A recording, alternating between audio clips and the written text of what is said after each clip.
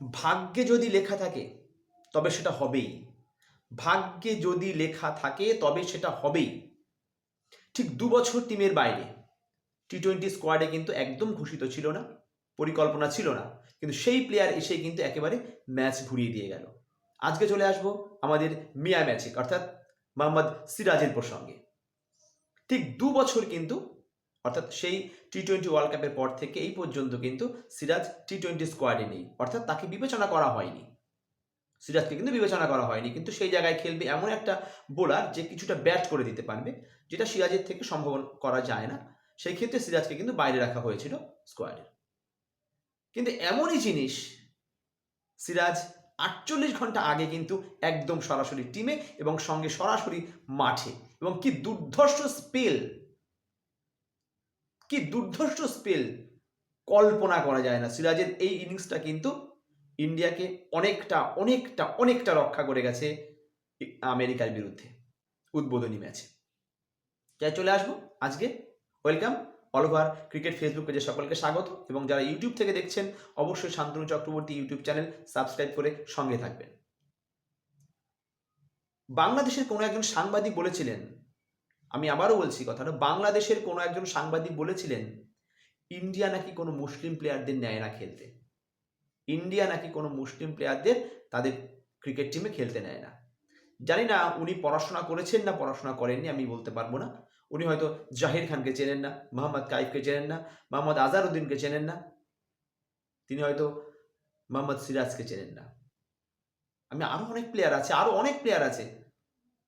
আমাদের ভারতবর্ষে খেলা নিয়ে হিন্দু মুসলিম বিভেদ হয় না। আমাদের ভারতবর্ষে এসব নিয়ে হয় না হিন্দু মুসলিম বিভেদ। যে ভালো প্লেয়ার, যে খেলবে সে খেলবে টিমে। সেখানে হিন্দু হতে পারে, মুসলিম হতে পারে, পাঞ্জাবি হতে পারে, শিখ খ্রিস্টান, আমরা ভারতীয়, আমরা ভারতবাসী, ভারতীয় হিসেবে আমরা ইন্ডিয়ার টিমে খেলবো। এটাই আমরা ভারতবাসী। বাংলাদেশের কোনো একজন সাংবাদিক বলেছিলেন, প্রথম স্থানীয় সাংবাদিক, এই কথাটা যে ইন্ডিয়া টিমে কোনো মুসলিম প্লেয়ারকে এন্ট্রি দেওয়া হয় না। আপনি দেখে রাখবেন আজকের এই জিনিসটা। মোহাম্মদ সিরাজ যে 48 ঘন্টা আগেও জানতো না সে টিমে খেলবে কিনা, অর্থাৎ ভাগ্যে ছিল। হর্ষিত রানা, যাকে 2 বছর ধরে তৈরি করা হলো হর্ষিত রানাকে, হঠাৎ একটা দুর্ভাগ্যজনক চোট পেল হর্ষিত রানা এবং পুরো টি-20 স্কোয়াডের বাইরে চলে গেল। সঙ্গে সঙ্গে কিন্তু সিরাজের কাছে ফোনটা গেল। মোহাম্মদ সামির কথা বলতে হচ্ছে, মোহাম্মদ সামি ছিল। সিরাজ যে কিনা আমরা দেখতে পাচ্ছিলাম ইয়েতে সোশ্যাল মিডিয়াতে, সে বাইরে যাওয়ার জন্য, বেড়াতে যাওয়ার জন্য তৈরি হচ্ছিল। সঙ্গে সঙ্গে প্রজ্ঞান ওঝার ফোন গেল। সিরাজ কিন্তু বিশ্বাসই করতে পারেনি যে এই টুর্নামেন্টে সে খেলবে। सूर्य कुमार फोन गल, मिया भाई चलाओ, आपके जरूरत है ये टीम है, ভারতীয় টিমে তোমার দরকার আছে মোহাম্মদ সিরাজ, চলে এসো। সিরাজ সব বাদ দিয়ে, সব ঘোরাফেরা সব বাদ দিয়ে পিঠে ব্যাগ চাপিয়ে চললো ওয়াংখের। এবং কি স্পেল ওয়াংখের সন্ধেবেলা যেন সিরাজময়। আমি শুধু বলতে চাই সেই সাংবাদিকের কথা যিনি বলেছিলেন ভারতীয় টিমে কোনো মুসলিম প্লেয়ারের চান্স হয় না। আমি দেখিয়ে দিতে চাই তাকে যে সিরাজ, মোহাম্মদ সামি, মোহাম্মদ কাইফ, জাহির খান, আশিস নেহরা, মোহাম্মদ আজহারউদ্দিন, তারাও আমাদের ভারতীয় ক্রিকেটকে সেবা করে গেছেন। আপনারা এরকম ছড়াবেন না।